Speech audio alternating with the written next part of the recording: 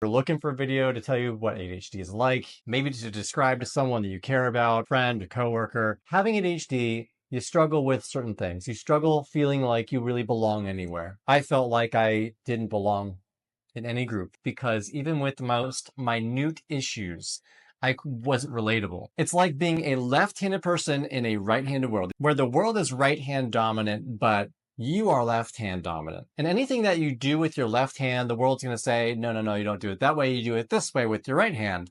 And if you don't use your right hand well, the world's going to basically say that you're dumb. You don't know how to live your own life. You don't know how to act in society. And the top sayings you hear as someone with ADHD are just try harder. You're lazy. You just don't care. How can you focus for hours and hours on this thing, but not focus even for 5 minutes on that thing? These are all things you never ever want to say to someone with ADHD because this isn't news to them. The things that you're saying here are things they've heard a million times in their own head that they've said to themselves. It's painful to hear that over and over because we're not good with our right hand. Just like how society in that sense is not good with their left hand. What's funny about it is we're actually really good with our left hand. And we struggle our whole lives just trying to show you that we actually are really good at what we do. We're just good at opposite things. It's also like having a Ferrari in a garage, but no key. You have all the drive, you know where you want to go, but you are trapped and you have nothing to do, nowhere to go, and you just are so frustrated. But you have this enormously, amazingly fast car, but it doesn't even matter because you see life passing you by and other slow drivers passing you by, and it feels kind of hopeless. It's also like fitting a square peg through a triangle hole, and all anyone ever sees around you is the peg not going through the hole. And they think, why don't you just try harder? Why is it not working? And you're like, I know you're paying attention to where the peg is going, but you're not paying attention to the peg itself. It doesn't work. And a lot of the people closest to us end up expecting us to act and live in certain ways that work really well for them and most of society, but not in a way that works well for us. In fact, that's the opposite. It makes us discouraged because it doesn't work. So then we go to medication and therapy. That's the stigma of having ADHD. You think, if I don't know what to do here, it must be a brain issue.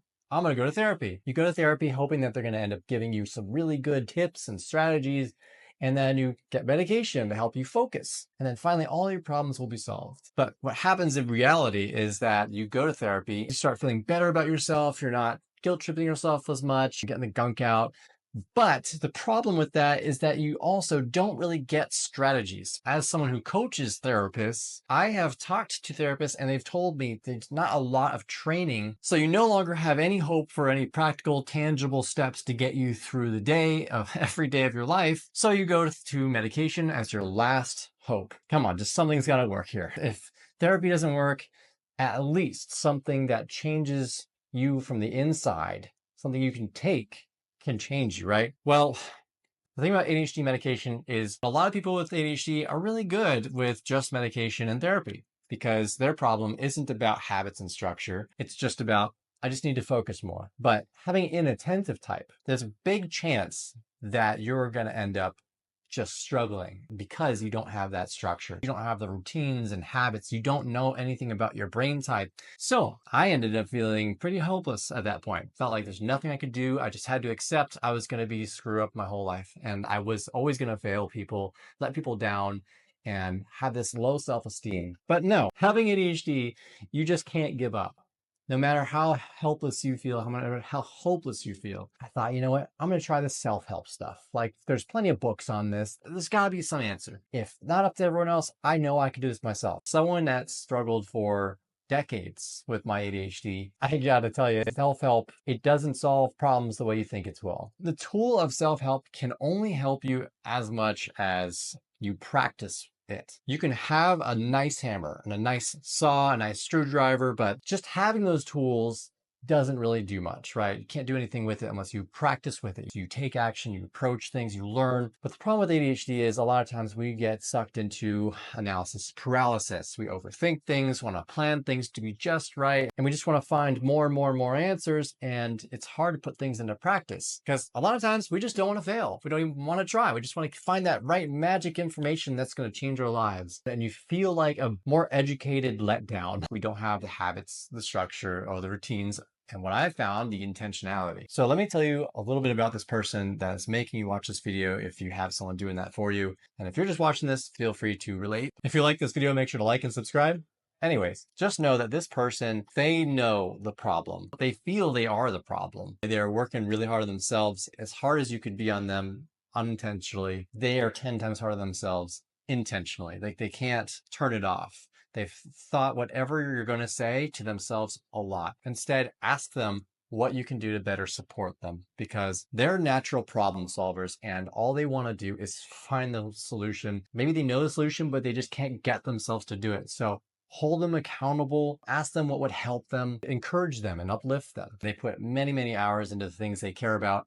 So if you can make what you care about, what they care about, you're golden. And I mean golden. So the goal is not to make them do the thing you want them to do, but to make them want to do the thing you want them to do. And just know that this person wants to do better. They just don't know what to do, or they don't have the motivation to do it. A lot of us have this 0% to 100% kind of mentality where we depend completely off of motivation. And the problem with that is we are in this thing I like to call the loop of doom, where you start out running off of motivation. You never know what day it's going to be. Low energy day, high energy day, or you have high energy, but your tasks are all also very costly to your energy too. You never know. So your day is completely circumstantial and inconsistent and dependent on whatever's thrown at you. There's no way to make it predictable. And then it's because of that, your focus, your follow through, your organization, your time management, and your emotional regulation all deplete. And you start making up things about yourself,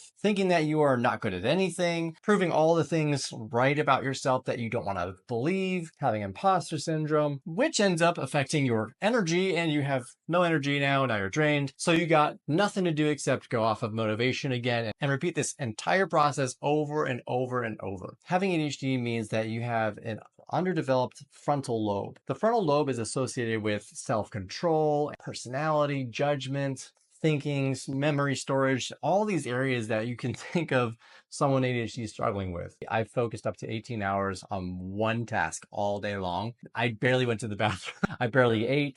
If I'm super into something, there's nothing that can get me off that. But at other days, I try to answer an email. Put it off. I put it off for weeks. So you might think, I just don't understand how they can do that. Why can't they just spend the same amount of time on both? Having ADHD and doing a task, it either feels like you are working in zero gravity with no weight at all, and you could just keep on floating around doing what you're doing, or you have 50 pounds of weight on your back on that task. And the harder it is, the more weights it's like you're throwing on your back. And that's because we have a lack of the connection of a neurotransmitter called dopamine, which I'm sure you've heard. If you got dopamine, you got a lot of it. If you have no dopamine, you got none of it. You are completely controlled by dopamine or lack of dopamine. Whereas neurotypical people that don't have ADHD, don't have that. If it's a hard task, it's hard. If it's an easy task, it's easy. The average person with ADHD will be very hard on themselves, have a lot of imposter syndrome. But the sad thing is they'll have all of the potential in the entire world. So if you have ADHD, just know you're a problem solver. You're a natural born leader. You know what to do and you know how to help people. You want to help people and you want to change the world. You can accomplish anything. And I don't just think that. I know that. I've coached 1,000 people and I've seen it firsthand. And in just a few weeks, I've gotten them all, every single one, to 2 to 10x all of their productivity and executive functioning. So just know that the potential literally is there. And if that's something you're interested in, feel free to click the link in the description below to hop on a call with me. I'd love to hear in the comments if you relate to any of the stuff I've said in this video.